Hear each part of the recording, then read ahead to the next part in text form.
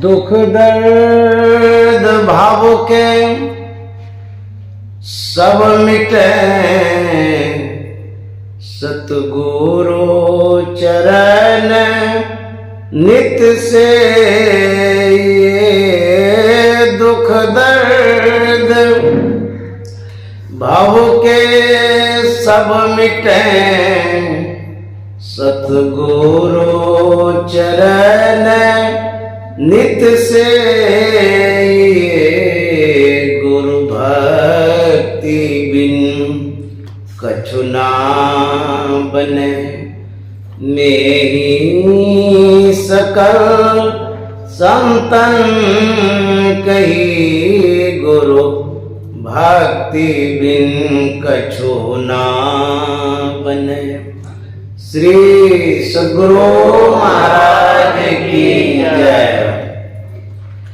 प्रातः स्मरणीय अनंत श्री विभूषित परमाराध्य सद्गुरु महाराज गुरुदेव महर्षि संत सेवी परमहंस जी महाराज इस आश्रम में उपस्थित पूज्य महात्मागण, आदरणीय हमारे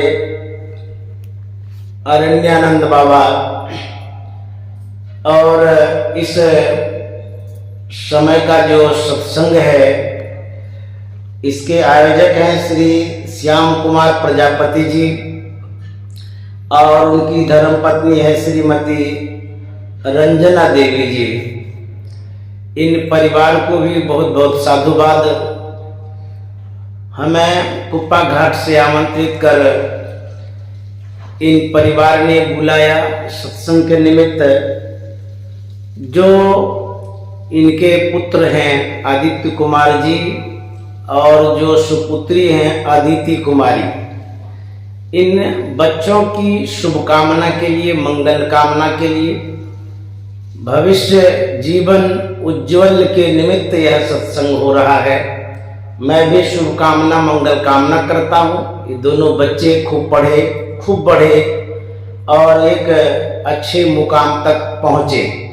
ही सुंदर आश्रम बना हुआ है और यहाँ के संचालक हमारे अरण्यानंद जी महाराज हैं। बड़ी कुशलता पूर्वक सत्संग को संचालित करते हैं, और जैसा कि मैंने सुना ये वीरान जगहों में कहीं एकांत में साधना रत थे, लेकिन उस साधना से अपने समयों को निकाल करके आप हम सबों के उपकार के लिए, परोपकार के लिए, और साधु जिस तरह से हित करते हैं उस निमित्त हमारे अरण्यानंद बाबा हम लोगों के बीच में आए हैं। तो मैं नमन करता हूँ, प्रणाम करता हूँ। तो ईश्वर स्वरूप पर पाठ किया गया है। यथासंभव मैं उस पाठ को प्रतिपादित करूँगा, लेकिन मेरी जानकारी में जितनी रहेगी उतना ही तो कर पाऊंगा। हम लोग जो सुन रहे थे प्रवचन में ईश्वर स्वरूप के विषय में, और ईश्वर की क्या उपयोगिता है, क्या विशेषता है, क्या महत्ता है। ईश्वर शब्द तो हम सुनते हैं, कहते किसे हैं? आंख से जो कुछ भी देखते हैं उसमें जो प्रतिमाएं हैं, मूर्तियां हैं, भगवती की, भगवान की, देवी की, देवता की, वही ईश्वर हैं अथवा अन्य कोई है। हमारे गुरु महाराज ने ईश्वर के स्वरूप के विषय में बतलाया है। ईश्वर ज्योति स्वरूप है, शब्द स्वरूप है, प्रकाश स्वरूप है। जिनको हम नजरों से देखते हैं यह सगुण साकार रूप है। जिन रूपों का हम लोग दर्शन करते हैं, भगवान कृष्ण का रूप हो या भगवती देवी का रूप हो या राधा रानी का रूप हो अथवा और भी कोई रूप हैं, उन रूपों को जो हम लोग देखते हैं उन रूपों में सर्वव्यापक जो परमात्मा है उनको नहीं देख पाते हैं। तो हम ईश्वर को प्राप्त कैसे करेंगे? उसका ज्ञान कैसे होगा। एक जगह गुरुदेव महर्षि संत सेवी जी महाराज ईश्वर स्वरूप पर प्रवचन कर रहे थे। उसमें बतला रहे थे कि ईश्वर अलग है, अगम है, अपार है, अगोचर है, इंद्रियों से परे है। एक कोई श्रोता उठ करके आए, गुरुदेव से कहने लगे, आप कह रहे हैं ईश्वर अलग है, आंख से दिखाई नहीं देता है, तो जिसे हम देख ही नहीं पाते हैं उसे हम मानेंगे कैसे।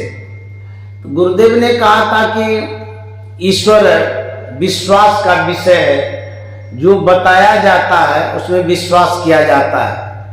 उक्त सज्जन ने कहा कि मैं नहीं मानता हूं। मैंने जिज्ञासु से पूछा था, आप जो कह रहे हैं कि आंख से जो दिखाई नहीं देता उसे नहीं मानते हैं, आप अमेरिका देखे हैं अपने आंख से? बोले नहीं। अमेरिका गए हैं? बोले नहीं। तो गुरुदेव ने कहा, मैं भी अमेरिका नहीं गया हूं, मैंने भी अमेरिका को नहीं देखा है, मैं भी अमेरिका को नहीं मानता हूं, आप भी नहीं मानिए। उस व्यक्ति ने कहा कि कैसे नहीं मानेंगे? तो बोला, अभी तो बोले कि जो आंख से दिखाई नहीं देता उसे हम मानते ही नहीं है, अमेरिका तो आप देख भी नहीं किए, कैसे कहिएगा कि अमेरिका है? तो उस व्यक्ति ने कहा, हाँ मैं मान सकता हूं। बोले कैसे? कि विश्व के नक्शा में, मैप में है अमेरिका का स्थान। तो गुरुदेव ने कहा, तब तो आपको मैप पर विश्वास है, नक्शा पर विश्वास है कि अमेरिका है? बोले हाँ एकदम विश्वास है कि अमेरिका है। तो गुरुदेव ने कहा, मुझे भी गुरु महाराज का जो मैप है, नक्शा, पिंड ब्रह्मांड, उस पर विश्वास है कि ईश्वर है। श्री सद्गुरु महाराज की जय। उस सज्जन ने कहा, मैं मान गया। ईश्वर विश्वास का विषय है, बिनु विश्वास भगति नहीं, ते बिनु द्रवै न राम, राम कृपा बिनु जीव सपनों न विश्राम। अभी हम लोग बैठे हैं विश्वास के कारण। जो कुछ भी कार्य संपादित करते हैं, घर में, परिवार में, कहीं भी, विश्वास की डोर से बंधी हुई रहती है। यदि विश्वास न हो तो कोई काम नहीं हो सकता है। ईश्वर में विश्वास की आवश्यकता है। ईश्वर दिखाई नहीं देता है, वो सर्वव्यापक है, सब जगह है, लेकिन जो विश्वास दिलाया जाता है, बताया जाता है, उस पर विश्वास करना चाहिए। जो शास्त्र कहता है, संत महात्मा कहते हैं, बड़े लोग कहते हैं, उस बातों पर विश्वास करना होता है। जैसे मान लीजिए आपका एक नन्हा मुन्ना बच्चा है, आप उसे कहते हैं कि बाबू जाओ पढ़ने के लिए, पढ़ोगे, लिखोगे, नौकरी होगी, सुख से जीवन होगा। वह बच्चा कहेगा सब फालतू वाला बात है, पढ़ने लिखने से कहीं नौकरी होती है, सुखमय जीवन होता है, ये सब बकवास है, हम नहीं मानते हैं।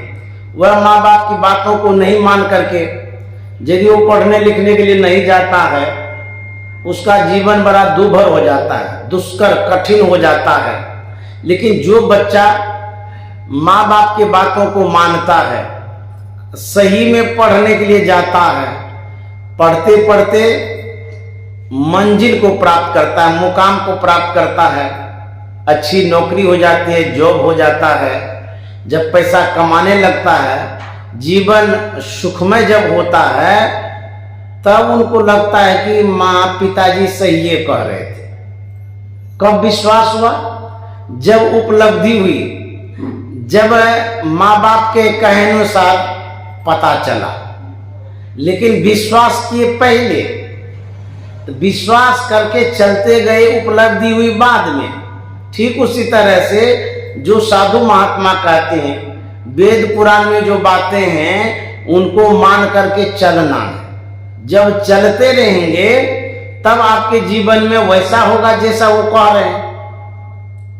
जो मार्ग श्रुति साधु दिखावे, तेई मग चलत सबे सुख पावे। जिस रास्ते को साधु महात्मा बतलाते हैं, वेद बतलाता है, उस पर यदि चलेंगे, गोस्वामी जी कहते सबे सुख पावे, सबको सुख मिलेगा। इसमें किंतु परंतु की कोई बात नहीं है। लेकिन यदि विश्वास ही न हो, आप उस पर चल ही नहीं पा रहे हैं तो आप संत महात्मा के अनुरूप सुख नहीं प्राप्त कर सकते हैं। इसीलिए ईश्वर में विश्वास रखना चाहिए। महात्मा गांधी ने कहा था कि जो ईश्वर में विश्वास रखता है वो आस्तिक है, जो विश्वास नहीं रखता वो नास्तिक है।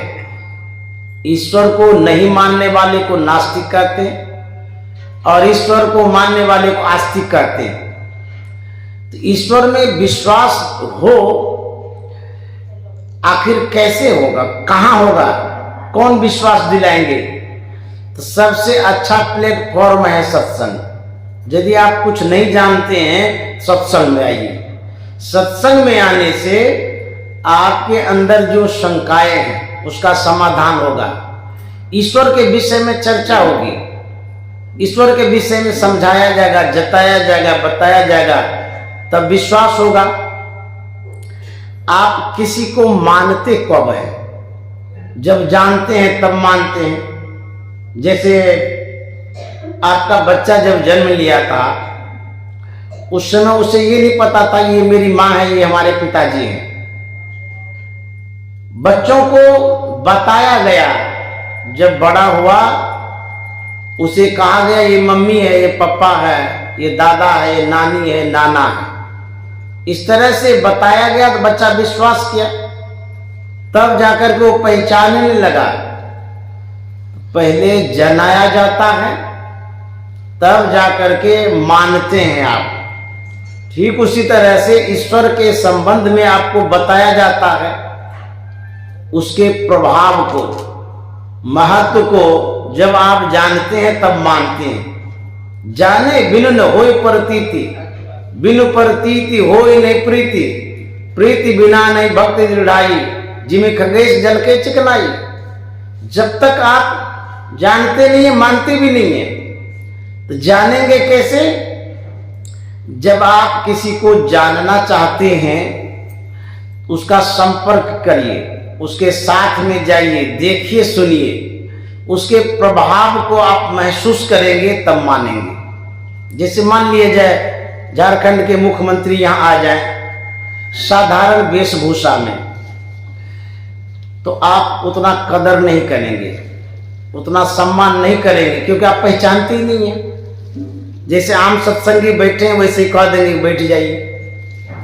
यदि वो मुख्यमंत्री वेश में आए, दल फौज के साथ आए, बॉडीगार्ड के साथ, तो जैसे आप जानेंगे कि झारखंड के मुख्यमंत्री हैं, सब हड़बड़ा जाएंगे, दौड़ करके सम्मान करेंगे, सत्कार करेंगे, कुर्सी देंगे, बैठाएंगे।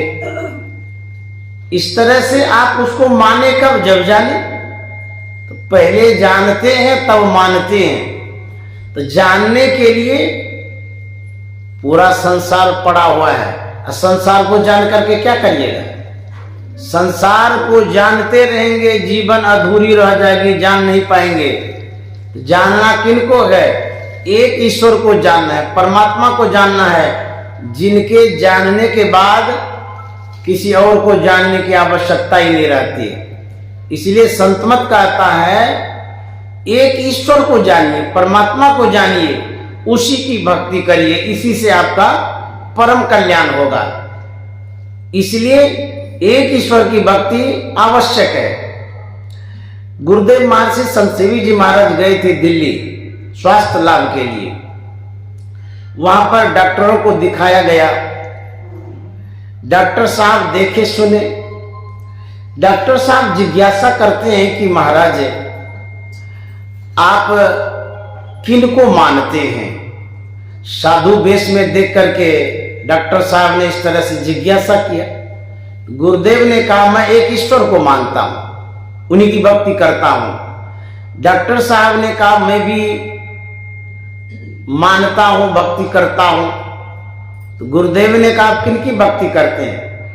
बोले देवी देवताओं की भक्ति करता हूं। तो गुरुदेव ने कहा कि देवी देवता में किनको मानते हैं आप? बोले बहुतों को मानता हूं। फिर पूछते हैं बहुतों में 33 करोड़ देवी देवता है, उसमें से सबको मानते हैं कि कुछ को मानते हैं?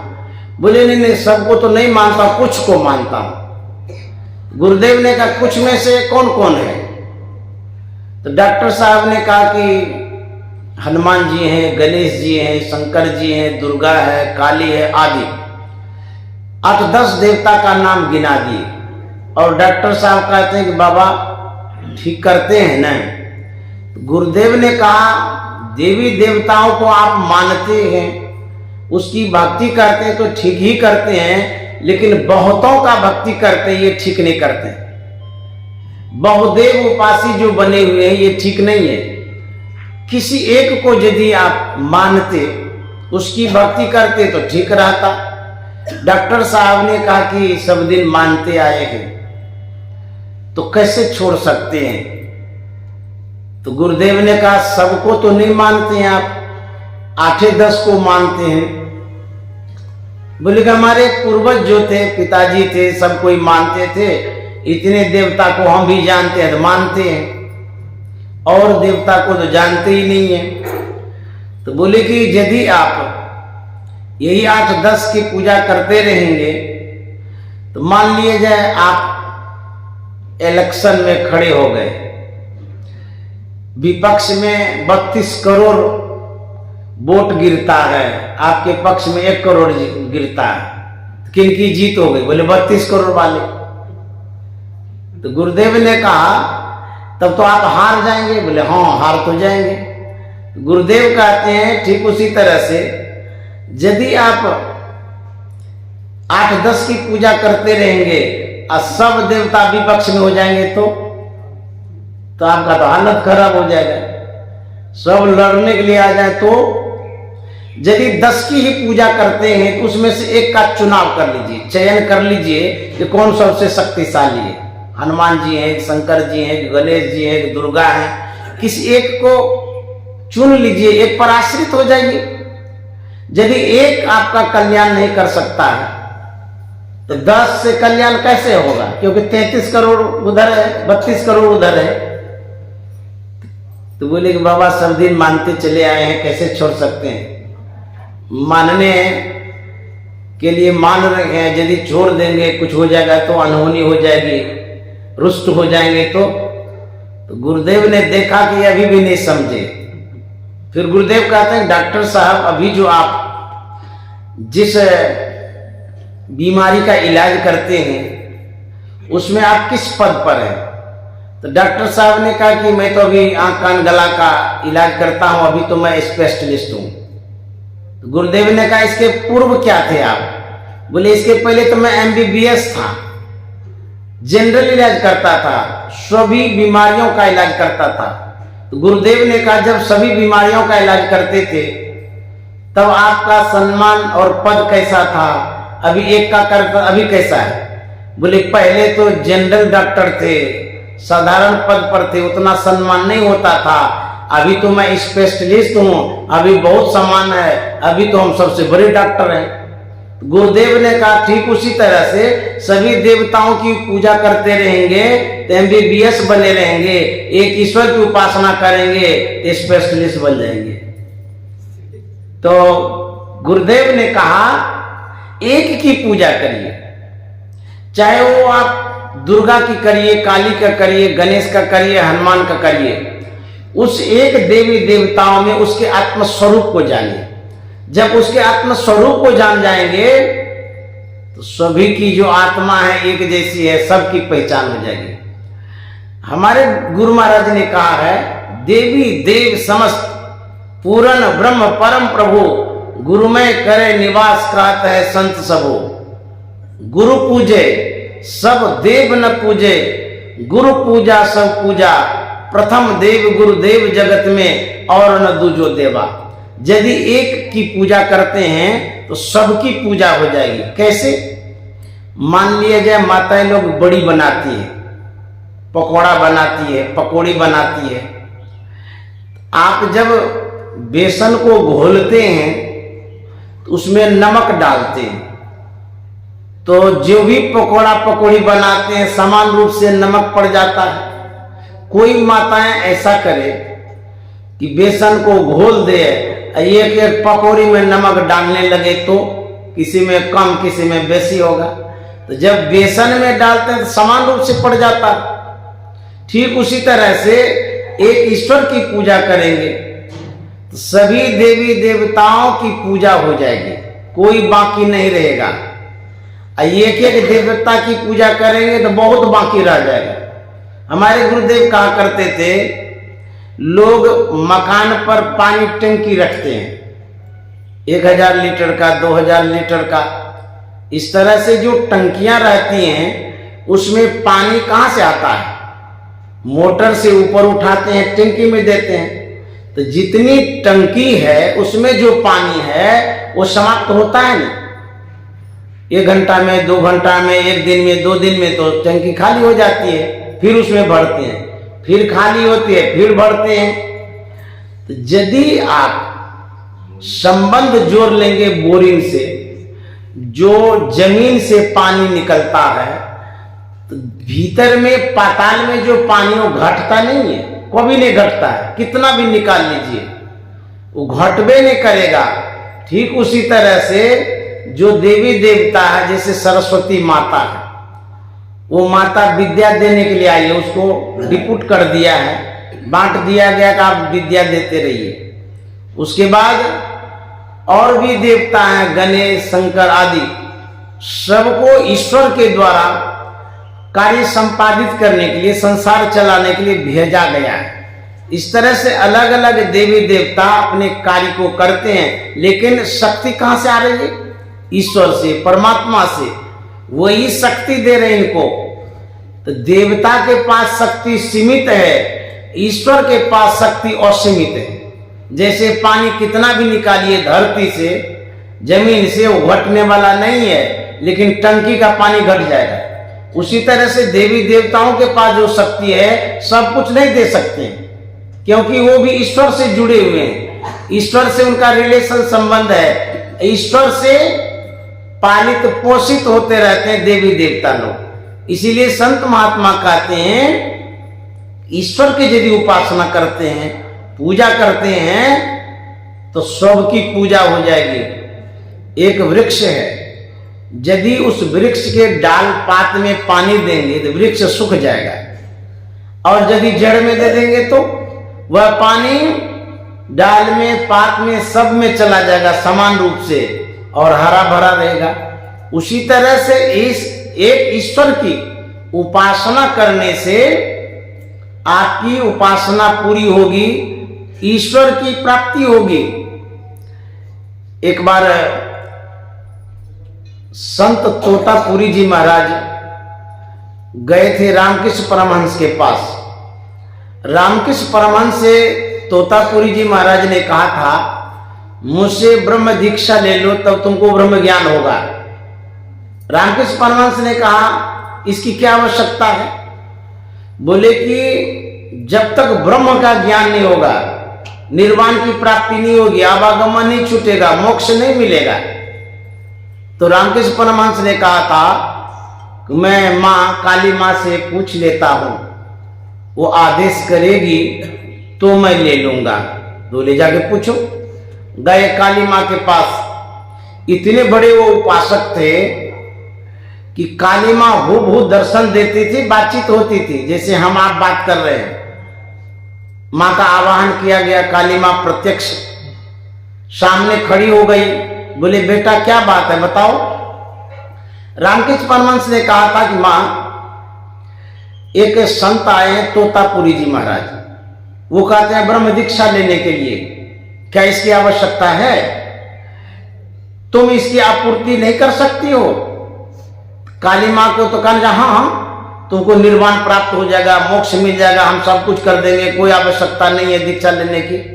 लेकिन काली माँ ने कहा, बेटा वो जो संत कह रहे हैं वो ठीक है कह रहे हैं, तुम जो हमारा दर्शन करते हो ये सगुण साकार का दर्शन है, ये बाह्य उपासना है, स्थूल दर्शन है। इन सगुण साकार के दर्शन से मुक्ति नहीं मिलेगी, मोक्ष नहीं मिलेगा। तब जिस देवता की आप उपासना करते हैं उस देवलोक को आप प्राप्त कर सकते हैं। देवता की उपासना करने से स्वर्ग प्राप्त हो सकता है। जो शास्त्रों में कई एक मुक्तियां लिखी हुई है उन मुक्तियों में 5 तरह की मुक्तियां तो है, लेकिन मोक्ष नहीं हो सकता है। इस तरह से काली मां ने कहा कि बेटा उनसे दीक्षा ले लो और उनके अनुसार चलो तो मोक्ष होगा। तो काली मां तो कह रहे हैं कि गुरु के पास जाओ, उनसे दीक्षा ले लो। तब रामकृष्ण परमहंस गए हैं, ब्रह्म दीक्षा लिए हैं, उसके बाद साधना किए हैं, तब उनको मोक्ष और मुक्ति मिली है। इस तरह से जब हम देवता की उपासना करते हैं तो देवता समुचित ढंग से मोक्ष नहीं दिला पाते, क्योंकि उनके पास मोक्ष मुक्ति का साधन नहीं है, व्यवस्था नहीं है। लेकिन संत सदगुरु के पास ऐसी व्यवस्था है, साधन है। इसीलिए सदगुरु के शरण में जाकर के सद शिक्षा लेकर के साधना करने से मुक्ति की प्राप्ति होती है, मोक्ष मिलता है। इसीलिए ईश्वर की उपासना संत महात्मा बतलाते हैं, उस उपासना को करनी चाहिए। एक बार कुप्पा घाट में आए हिंदुस्तान के पत्रकार महोदय, संपादक जी उस समय आए थे जिस समय जो बाबरी मस्जिद ढाई गई थी और राम जन्मभूमि का विवाद चल रहा था। संपादक ने पूछा था कि महाराज, राम जन्मभूमि का जो विवाद है, राम मंदिर बनने के विषय में आपका क्या विचार है, आप क्या कहना चाहते हैं? वो लोग जानना चाहते थे व्यू, विचार, ये कहना क्या चाहते हैं। तो गुरुदेव ने कहा था कि संपादक महोदय, आपकी जो जिज्ञासा है उसका समाधान तो मैं बाद में करूंगा, लेकिन मेरी जो जिज्ञासा है उसका आप उत्तर दे दीजिए, तब मैं कहूंगा। बोले क्या जिज्ञासा है, बोलिए। गुरुदेव ने कहा कि किस राम का मंदिर बनने के विषय में आप कहते हैं। संपादक जी आश्चर्यचकित हो गए, ये तो हिंदू धर्म के महात्मा हैं, इतने विख्यात महात्मा हैं, संत हैं, और ये कहते हैं कि किस राम मंदिर के विषय में कह रहे हैं। राम के विषय में इनको भी पता नहीं है। आश्चर्य से पूछते हैं कि महाराज, आप बोल रहे हैं किस राम के विषय में, क्या राम और भी हैं? गुरुदेव ने कहा कि हाँ, और भी राम है। एक राम 10 रथ घट डोले, एक राम सब घट घट बोले, एक राम का सकल पसारा, एक राम है सबसे न्यारा। ये जो 4 राम का नाम सुने उसका दिमागे चकराने लगा। बाप रे बाप, आज तक तो एक ही राम के विषय में जान रहे थे, यहां तो 4 राम से भेंट हो गया। तो गुरुदेव ने कहा आप निर्णय करके बताइए किस राम का मंदिर आप बनाना चाहते हैं।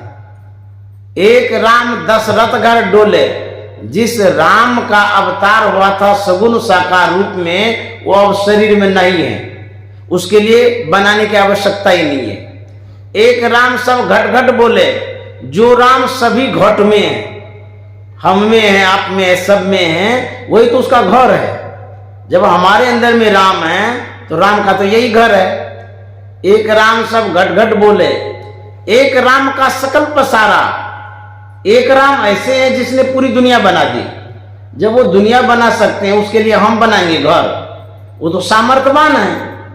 और एक राम है सबसे न्यारा, जो राम न्यारा है जिसे देख ही नहीं पा रहे हैं, उसका कैसा घर बनाएगा, छोटा कि बड़ा, कैसा है वो, तो बना ही नहीं सकते हैं। इस तरह से गुरुदेव ने बताया था संपादक को, तो जो राम है वह राम कैसा है, कहां है? गुरु महाराज ने जवाब दिया है, जय जय राम, जय जय राम, जय जय राम कहो, जय जय राम, जय जय राम, जय जय राम, जय जय राम कहो, राम जयति जयति जय राम, ओ राम राम जयति जयति जय राम। गुरु महाराज कहते हैं, हे राम आपकी जय हो, जय हो। किस राम के लिए कहते हैं जय हो? जो राम सब में व्यापक, सब है न्यारा, सब में व्यापक, सब है न्यारा, सब घट एक ही राम हो, राम राम सब घट एक ही राम हो, राम राम जय जय राम, जय जय राम, जय जय राम कहो जय जय राम, जयति जयति जय राम हो, राम राम जयति जयति जय राम। गुरु महाराज कहते हैं जो सब में व्यापक है और सबसे न्यारा है, जो सब घट में है, ऐसे राम की जय हो। इसी राम को ईश्वर कहते हैं, परमात्मा कहते हैं, और इसी राम के विषय में संतमत भी कहता है। तो जब तक ईश्वर के विषय में निर्णय नहीं कर पाएंगे तब तक ईश्वर की भक्ति भी नहीं कर पाएंगे। तो वह जो सर्वव्यापक परमात्मा है उसकी भक्ति करने के लिए संतमत बतलाता है, और हमारे सदगुरु महाराज भी बतलाते हैं। इसीलिए ईश्वर के विषय में सभी संतों ने जो कहा है, जैसे गुरु महाराज कहते हैं कि सब में व्यापक सबते न्यारा, तो गुरु नानक साहब कहते हैं सर्व निवासी सदा अलेपा, तो हे संग समाई, काहे रे बन खोजन जाई। वह तो सब में है और सबसे अलग भी है, घट घट में है, इसलिए उसको खोजने के लिए कहीं जाना नहीं है। तो गुरु महाराज कहते हैं निज तन में खोज सज्जन, बाहर न खोजना, अपने ही घट में हरि हैं, अपने में खोजना। कैसे खोजेंगे? युक्ति बतलाते हैं, तरीका बतलाते हैं। दो नैन नजर जोड़ के एक नौक बना के, अंतर में देख सुन सुन अंतर में खोजना। ये जो साधना की पद्धति है, जो प्रक्रिया है, इनको सीखनी पड़ती है दीक्षा लेकर के, तब आप दोनों दृष्टिधारों को जोड़ पाएंगे। अन्यथा अपने से करेंगे तो लाभ की जगह हानि हो जाएगी। इसलिए गुरु महाराज कहते हैं दो नैन नजर जोड़ के एक नौक बना के, अंतर में देख सुन सुन अंतर में खोजना। ये क्रिया है, ईश्वर खोजने की क्रिया प्रक्रिया है। इस तरह से गुरु महाराज ने कहा है। कहते हैं सब घट में गोविंद है, संगी रहे हरि पास, कस्तूरी मृग में बसे, सुंगत डोले घास। कोई दौरे द्वारका, कोई काशी जाए, कोई मथुरा को चले, साहब घट ही माही। इबादत हो किसी नासाद को फिर साध कर देना। इबादत में ना पूजा, इबादत हो किसी नासाद को फिर साध कर देना, इबादत हो किसी बर्बाद को आबाद कर देना।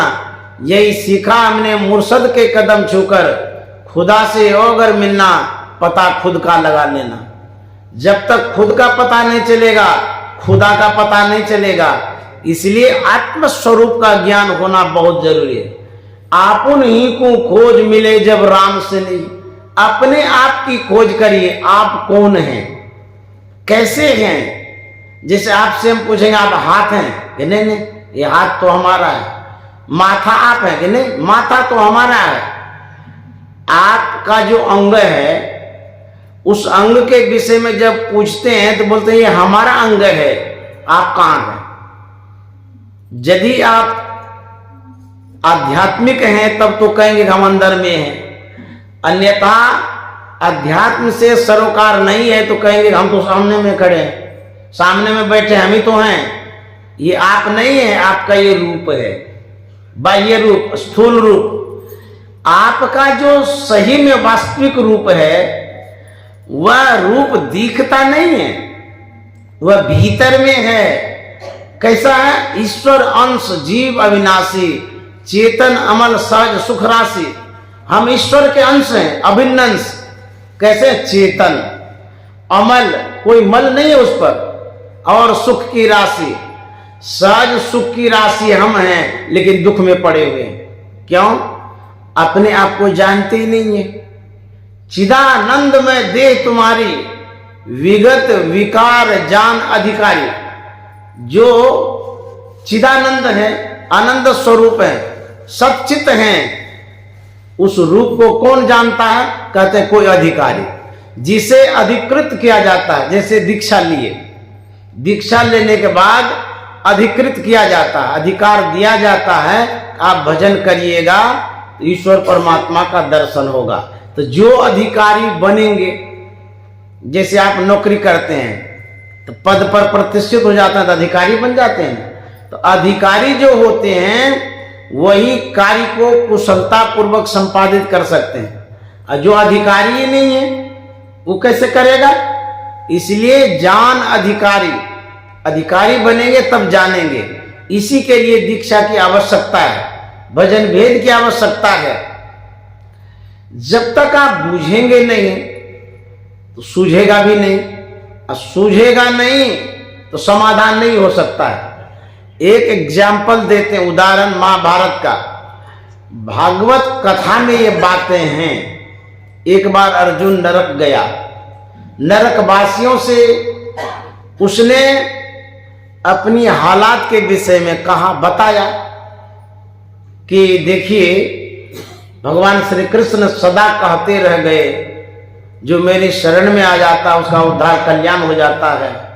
लेकिन भगवान श्री कृष्ण भी मिथ्या भाषण कर गए, उनके शरण में सदा से रहा, आज मैं नरक में पड़ा हुआ हूं। ऐसा भगवान श्री कृष्ण को नहीं कहना चाहिए था। भगवान श्री कृष्ण वहीं उपस्थित हो गए। भगवान श्री कृष्ण ने कहा कि अर्जुन तू मेरी शिकायत करता है? बोले शिकायत की इसमें क्या बात है, आपके शरण में सब दिन पड़े रहे और आज नरक में पड़े हुए हैं। आपने जो कहा था गीतोपदेश के समय, गीता का उपदेश जिस समय कर रहे थे उस समय यही कह रहे थे कि सभी धर्मों को छोड़कर जो मेरे शरण में आ जाता है उसका मैं उत्थान कल्याण कर देता हूं। सब दिन तो हम आपके शरण में रहे और आज नरक में क्यों हैं? भगवान श्री कृष्ण ने कहा कि अर्जुन तू मेरे शरण में अभी तक तो आया ही नहीं, तू जो मेरी शिकायत करता है मेरे शरण में कब आया? अर्जुन कहता भगवान आप भी गजब के आदमी, आपके शरण में ही तो सब दिन थे, अब कहता शरण में कब आए? अब मैं किसका उदाहरण दूं? महाभारत लड़ाई के दौरान जो व्यक्ति थे वो तो यहां नहीं है, हम तो नरक में हैं। आप कहते हैं कि मेरे शरण में कब आए? तो शरण में तो थे उस समय। चलिए छोड़ दीजिए उन बातों को, अब उदाहरण के लिए कोई व्यक्ति तो नहीं है, लेकिन अभी वर्तमान में हम आपके पास हैं, आप हमारे पास हैं, अभी शरण में है कि नहीं है? भगवान श्री कृष्ण ने कहा अर्जुन तू अभी भी मेरे शरण में नहीं है, वो तो माथा ही पकड़ लिया। और अर्जुन कहता है कि ये क्या बात हो रही है, आप मेरे सामने हैं, हम आपके सामने हैं, अभी भी शरण में नहीं है, तो शरण किसे कहते हैं? थोड़ा समझा करके बताइए। बोले अर्जुन तू मेरे शरण में नहीं है, मेरे शरीर के शरण में। मेरा शरण यह स्थूल नहीं है, मेरा शरण अव्यक्त है, अगोचर है, इंद्रियों से परे है। जिस दिन मेरे शरण में आ जाओगे उस दिन तुम्हारा कल्याण हो जाएगा, उस दिन नरक देखना नहीं पड़ेगा। बोले बाप रे, ये बात तो आप स्पष्ट कहे नहीं। भगवान कृष्ण ने कहा मैं साफ साफ कह दिया था, तू समझा नहीं, इसीलिए गड़बड़ हुआ है। मेरा शरण ये नहीं है, इस शरीर का शरण है। और गुरु महाराज ने लिखा है कर्म धर्म को जला खाकर देंगे तुमको तार, ये मानुष देह समैया में करो परमेश्वर में प्यार। भगवान श्री कृष्ण कहते हैं यह जो शरण है इंद्रियों का शरण है, शरीर का शरण है, भौतिक शरण है, अस्थूल शरण है, बाह्य शरण है। मेरा निज स्वरूप आत्म स्वरूप कुछ और है। उसी स्वरूप का ज्ञान जिसको हो जाएगा उस दिन उसका कल्याण हो जाएगा। गुरु महाराज ने कहा है कि कर्म धर्म को जला खा कर देंगे तुमको तार। अब जरा सोचिए कर्म भी जल जाएगा, धर्म भी जल जाएगा, तो बचेगा क्या? गुरु महाराज कहते कर्म को भी धर्म को भी जला करके खाक कर देंगे और तब तरेंगे। इसमें क्या राज रहस्य है? गुरु महाराज कहते इंद्रियों का जो कर्म है, इंद्रियों का क्या कर्म है? हमारी जो आंखें हैं रूप को देखती है, बाह्य विषयों का दर्शन करती है। कुछ अच्छा भी रूप होता है, कुछ खराब भी रूप होता है। आंख का देखना ये इंद्रियों का धर्म है, कान का सुनना इंद्रियों का धर्म है। तो जितनी इंद्रियां हैं सब बहिर्मुखी हैं, बाहर ही देखती रहती हैं। वेद में आप सुने होंगे इंद्रियों के द्वारा ईश्वर को प्रत्यक्ष करने की चेष्टा करना झूठी एक खेल करना है। तो हमारी जितनी इंद्रियां हैं 14 इंद्रियां हैं, उन इंद्रियों के द्वारा ईश्वर को हम नहीं देख सकते हैं, क्योंकि ये इंद्रियां स्थूल हैं, बहिर्मुखी हैं, ये भीतर घुसती नहीं है। इसको कैसे दर्शन मिलेगा ईश्वर परमात्मा का? अच्छा जरा सोचिए, आंख से जो कुछ भी देखते हैं वो रूप है, रूप के अलावा ये क्या देखती है? जो बाहर में रूप है वही नहीं देखती, इसके अलावा कुछ देखती है? कान का जो काम है वो शब्द सुनने का, इसके अतिरिक्त क्या सुनता है? कुछ भी नहीं। ईश्वर तो रूप से परे है, शब्द से परे है, तो ये इंद्रियां कैसे ग्रहण कर सकती हैं? तो हमारे गुरु महाराज कहा करते थे बड़े बड़े कल पुर्जों को खोलने के लिए बड़ा बड़ा औजार होता है, छोटी छोटी महीन घड़ी को खोलने के लिए महीन महीन औजार होता है। उसी तरह से हमारी जितनी इंद्रियां हैं ये मोटी मोटी कल पुर्जे के समान, और परमात्मा सूक्ष्म है, महीन है, उसको पकड़ने में ये इंद्रियां अक्षम है, सक्षम नहीं है। इसलिए इन इंद्रियों के द्वारा ईश्वर को प्रत्यक्ष नहीं कर पाएंगे। तो गुरु महाराज कहते इंद्रियों का जो धर्म है, क्या धर्म है? देखना सुनना। इंद्रियों का कर्म है देखना सुनना। जो कर्म है, जो धर्म है इंद्रियों का, सब को जला करके खाक कर दो, तब परमात्मा का दर्शन, ईश्वर का दर्शन होगा। इस तरह से गुरु महाराज ने कहा है कि हमारी जो इंद्रियां हैं वो बहिर्मुखी हैं, उसको अंतर्मुख करना है, तब जाकर के ईश्वर का दर्शन होगा। गोस्वामी जी ने लिखा है यही ते मैं हरि ज्ञान गमायो, पर हरि हृदय कमल रघुनाथ बाहर फिरत विकल भय धाई। इस तरह से मैंने तो ज्ञान गमा दिया। किस तरह से? हमारे अंदर में वो परमात्मा थे, हम बाहर में ढूंढ रहे थे। परमात्मा का दर्शन बाहर में किसी को नहीं हुआ है, न होगा। जब भी होगा सगुण साकार रूप का दर्शन होगा। गोस्वामी तुलसीदास जी महाराज बाहर ढूंढ रहे थे, सगुण साकार बालक रूप में भगवान राम का दर्शन हुआ था, लेकिन सगुण साकार के दर्शन से भ्रम नहीं जाता है। निर्गुण रूप सुलभति, सगुण जान नहीं कोई, सुगम अगम नाना चरित, सुनि मुनि मन भ्रम होय। जो निर्गुण रूप है वो तो सुगम है, सहज है, सरल है, लेकिन सगुण जान नहीं कोई। जो सगुण लीलाएं होती रहती है उसमें भ्रम होता है। किसको भ्रम नहीं हुआ? माता पार्वती को भ्रम हो गया कि भगवान श्री राम कैसे अपनी भार्या को खोज रहे हैं, गई थी परीक्षा लेने के लिए। जयंत को भ्रम हो गया, सीता माता के ऊपर चोच डाल दिया। ब्रह्मा को भ्रम हो गया, भगवान कृष्ण की गायों को देख करके, ग्वाला को देख करके वो कहता कि कैसे भगवान ने उसको चुड़ा लिया। इंद्र को भ्रम हो गया, पूरा वर्षा देने लगा, भगवान श्री कृष्ण उंगली पर उठा लिए पहाड़ को, उससे बच गए। तो भ्रम तो देवी देवता को भी हो जाता है। सगुण लीला में, बाह्य लीलाओं में यदि रहेंगे तो भ्रम दूर नहीं होगा। भ्रम कहते हैं अज्ञानता को, अंधकार को, अबोधता को, अल्लड़पन को। तो जो शास्त्र है वो सिद्ध करता है सगुण लीलाओं में भ्रम दूर नहीं होता है। आप कितना भी बाह्य पूजा कर लीजिए, जब तक आत्म स्वरूप का दर्शन नहीं होगा तब तक आप निर्भ्रम नहीं हो सकते हैं। ऐसा शास्त्र भी मानता है और संत भी मानते हैं। इसीलिए आत्मज्ञान की आवश्यकता है। यदि आप भ्रम से दूर होना चाहते हैं तो भगवान श्री राम और अनुज लक्ष्मण नागपाश में बंधे हुए थे। सबके सब चिंतित हो गए। भगवान श्री राम के जितने सहयोगी थे, सैनिक थे, सब चिंतित थे, युद्ध स्थगित हो गया था। उसी समय नारद मुनि आए। उस शोक सभा में नारद मुनि ने पूछा कि सबके सब शांत हैं, क्या बात है? बोले कि भगवान श्री राम नागपाश में बंध गए हैं। अब जब नायक ही बंध गए हैं तो युद्ध कहां से होगा? यही चिंता का कारण है। तो नारद मुनि ने कहा, यदि आप भगवान विष्णु से वाहन गरुड़ को ले आइएगा तो नागपाश से छूट सकता है। उस समय तत्क्षण हनुमान जी से कहा गया कि हनुमान जी आप जाइए गरुड़ जी को लाने के लिए, तो वो आएंगे तो नागपाश से छूट जाएंगे। हनुमान जी हवा के वेग से गए विष्णु भगवान के पास, अनुनय विनय किया।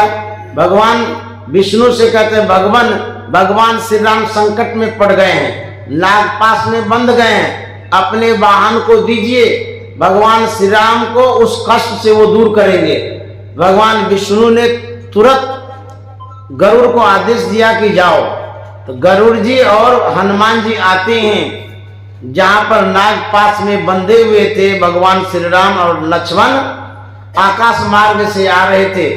अब जमीन पर पैर टिकाएंगे उसके पहले नाग ने देखा गरुड़ को। तो गरुड़ को जैसे ही देखा तो नाग भाग गया।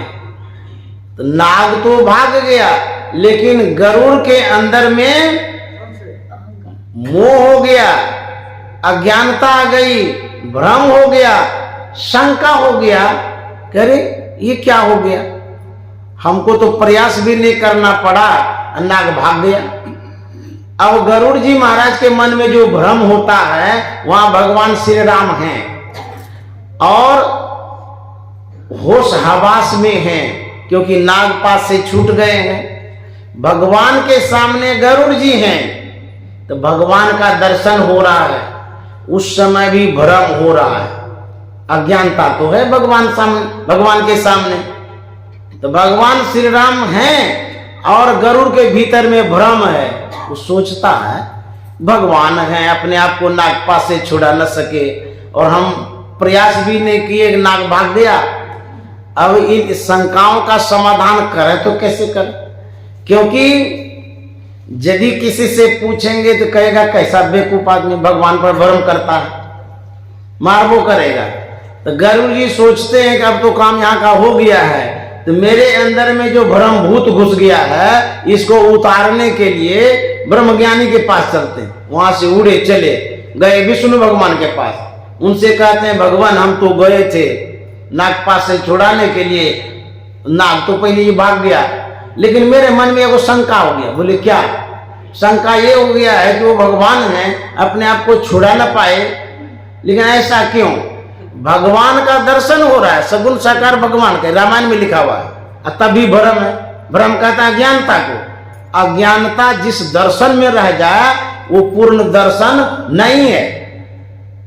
तो विष्णु भगवान ने कहा कि देखो जी हम इसका समाधान नहीं करेंगे, तू चले जाओ भगवान शंकर के पास, क्योंकि वो सत्संगी हैं, वो समाधान कर देंगे।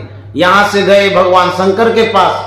गरुड़ जी महाराज ने कहा कि भोले बाबा ऐसे ऐसे भ्रम हो गया, हमको समाधान कर दीजिए। तो भोले बाबा ने देखा, खग जाने खगी की भाषा, कौन सिर दर्द लेता है, ये पक्षी है, हम मानव हैं, समझाएंगे समझेगा नहीं, इसलिए इसके जाति के पास भेज देते हैं काकभूषुंडी जी महाराज के पास। तो भोले बाबा ने कहा आप जाइए काकभूषुंडी जी महाराज के पास, वही समाधान करेंगे। इधर से काकभूषुंडी जी महाराज के पास जा रहे थे और काकभूषुंडी जी महाराज कहीं जा रहे थे, बीचे में मिलन होता रास्ते रास्ते।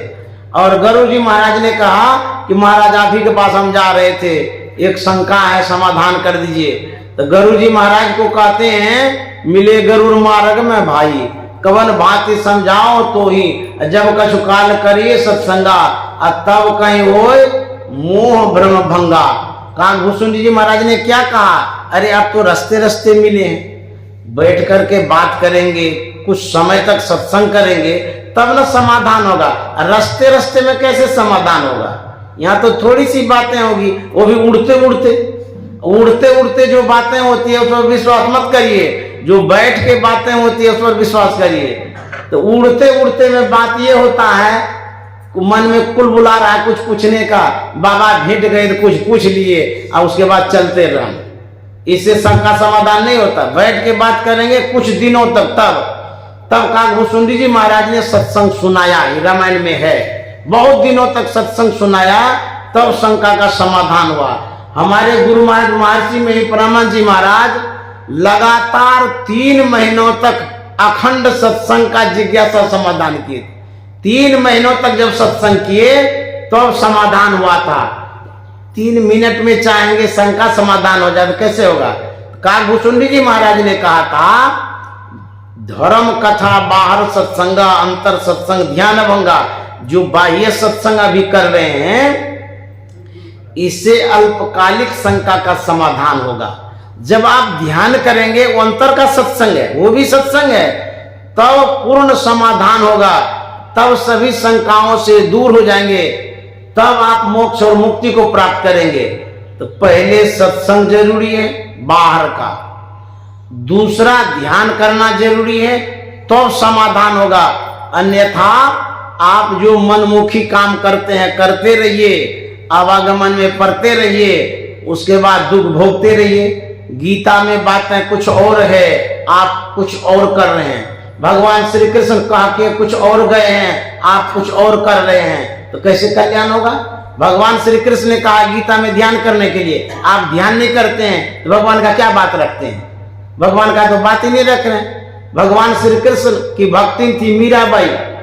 मीराबाई कितनी बड़ी भक्ति थी, भगवान श्री कृष्ण की उपासिका थी। उन्होंने कहा है, कायारा मंदिर माही जू मन राम सुमिलावना कैसा। इस शरीर रूपी मंदिर में राम है और राम से मिल ही नहीं पा रहे। मंदिर में अमृत कुओं ओका ऊपर धरे एक तू ओठ प्यासे मरे एक सो जी, मेरी प्यास मिटावना कैसा। मीराबाई कहती है इस शरीर रूपी मंदिर में एक कुआं है अमृत का, ज्ञान कलश है इसके भीतर में, लेकिन एक तुआ में ढक्कन होता है, आवरणित है, ढका हुआ है, तो कैसे अमर हो जाएंगे? कहते हैं उसको हटाइए। तो हटाएंगे कैसे? सहजोबाई कहती है, भयाजी हरि रस पी मतवारा, 8 पर झुमती बीते डारी दियो सब भारा। सहजोबाई कहती है इसके अंदर में अमृत है, शरीर के अंदर में। तो कहते हैं तो जो आवरण है वह आवरण जब तक हटाएंगे नहीं, अमृत का पान नहीं करेंगे। हटाएंगे कैसे? ईरा पिंगला ऊपर पहुंचे, सुखमन पाट उघारा। जो सुखमना का पाट है, पर्दा आवरण, उसको हटाना पड़ेगा। तब पीवन लगे सुधारस जब ही दुर्जन परे बिडारा, भयाजी हरिरस पी मतवारा। तो जब हम आवरण में रहेंगे, अमृत आवरण में रहेगा, तो पान नहीं कर पाएंगे। तो हमारे अंदर में परमात्मा है, लेकिन परमात्मा जो अंदर में है, अंधकार प्रकाश शब्द इन 3 आवरणों के अंदर में है, इसीलिए परमात्मा का दर्शन नहीं होता है। तो गुरु महाराज ने कहा है, घटकम प्रकाश और शब्द पटत्र, जीव पर है छा रहे, कर दृष्टि अरुध्वन योग साधन ये हटाना चाहिए। इनके हटे माया हटेगी, प्रभु से होगी एकता, फिर द्वैतता नहीं कुछ रहेगी, असमनन दृढ़ चाहिए।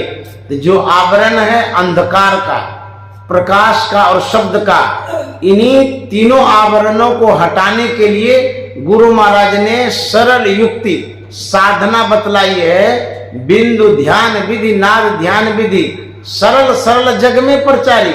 ये जो बिंदु ध्यान है, जो नाद ध्यान है, इसी दोनों ध्यान के द्वारा हम उस परमात्मा को प्राप्त कर सकते हैं। बहुत लोग पूजा करते हैं, जैसे प्रेमानंद जी महाराज हैं, वहां पर गए थे हमारे स्वामी सतप्रकाश जी महाराज, उनसे बातचीत भी हुई थी इसी पूजा पद्धति पर। तो जिज्ञासा जो किया गया था उसमें सगुण साकार की विशेषता प्रेमानंद जी महाराज ने बतलाया था। जो राधा देवी हैं उनकी जो पूजा वो लोग करते हैं, वह राधा एक धारा है, अंतर की धारा, शब्द की धारा, वो सार शब्द है। उन सार शब्दों की धाराओं को जो पकड़ता है उसी को राधा से भेंट होती है, अन्यथा इस संसार के धाराओं में बहते रहेंगे, कोई राधा का दर्शन नहीं होगा। तो राधा वास्तविक वो धारा है, अंतर की धारा, नाद है, वो शब्द है। उन शब्दों को जब पकड़ेंगे तब राधा से भेंट होगी। हम सगुण की भक्ति करते हैं, विरोध नहीं है, बल्कि सगुण की भक्ति इसलिए जरूरी है कि जैसे आप प्रथम वर्ग में पढ़ने जाते हैं, मनोहर पोथी पढ़ते हैं, वहां पढ़ते हैं अ से अनार, आ से आम, ई से इमली, और जो पढ़ते हैं अनार का चित्र भी दिया रहता है। अनार नहीं पढ़ाते हैं, अनार का चित्र दिखा करके अ के अक्षर का ज्ञान देते हैं। तो अक्षर ज्ञान के लिए ओ आर से दुर्गई जरूरी है, अन्यथा और कोई जरूरी नहीं है। उसी तरह से जो सगुण साकार मूर्तियां हैं, प्रतिमा हैं, उनकी क्या आवश्यकता है? उन प्रतिमा को देख करके हम उसमें जो व्यापक परमात्मा है उनका दर्शन करेंगे। सगुण साकार के लिए गुरु महाराज ने कहा है, सगुण साकार पैर है, पैर को काट करके कोई चल नहीं सकता है, और निर्गुण निराकार गला है, गला काट के कोई जी नहीं सकता है। तो पैर से चलना भी जरूरी है और गला रख करके जीना भी जरूरी है। तो जो भी सगुण साकार की पूजा करते हैं, एक सीमा भर, समय भर, जीवन भर यदि यही पूजा करते रहेंगे तो फिर जो व्यापक परमात्मा है उनका तो दर्शन होगा नहीं। जैसे मान लीजिए कोई पढ़ने के लिए जाता है, प्रथम वर्ग में पढ़ता है, पढ़ाई अच्छी है, टीचर भी अच्छे हैं, स्कूल भी अच्छा है, माहौल अच्छा है।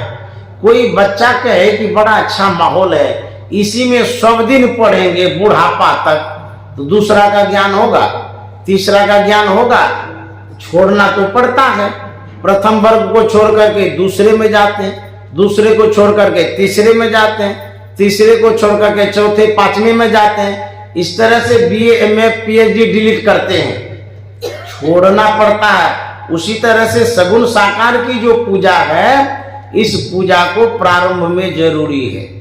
यदि प्रारंभ में आप पूजा नहीं करेंगे तो फिर आपको तो पता ही नहीं है निर्गुण निराकार का, इसलिए जरूरी है। और इसी में यदि लगे रहेंगे सब दिन तो परमात्मा का जो स्वरूप है उसका ज्ञान तब नहीं होगा, उसकी भक्ति तब नहीं होगी, इसी में लटके रहेंगे।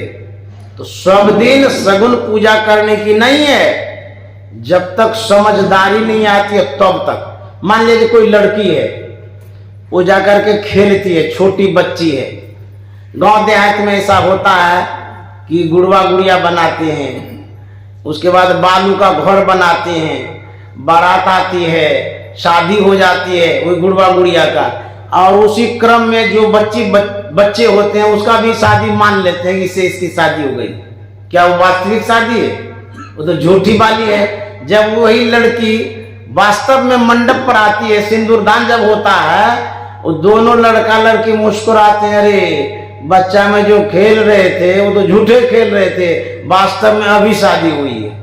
उसी तरह से जो हम लोग पूजा करते हैं प्रारंभ में, गुड़वा गुड़िया की खेल है। गुड़वा गुड़िया सूप सुपलिया तजदे बुध लड़कियां कलन की, करो जतन सगी साईं मिलन की। परमात्मा से मिलने का प्रयास करना चाहिए, तब जाकर के आपका परम कल्याण होगा। यही हमारे गुरु महाराज ने ज्ञान दिया है, बताया है। आपकी जो भावनाएं हैं उसके अनुरूप भगवान कृपा करते हैं। तो इस तरह से हम लोगों को भगवान में विश्वास रखना चाहिए, अपनी भावना को परिशुद्ध रखना चाहिए और प्रबल बना के रखना चाहिए। इस तरह से भगवान की कृपा होती है। इस तरह से यदि आप भक्ति करते हैं तो कल्याण होगा। एक सगुण भक्ति होती है, निर्गुण भक्ति होती है, एक बाहर की भक्ति होती है, अंदर की भक्ति होती है, एक रूप की भक्ति होती है, एक अरूप की भक्ति होती है। जितना बाहर में रूप है उसमें भगवान व्यापक हैं, लेकिन वो भगवान नहीं है।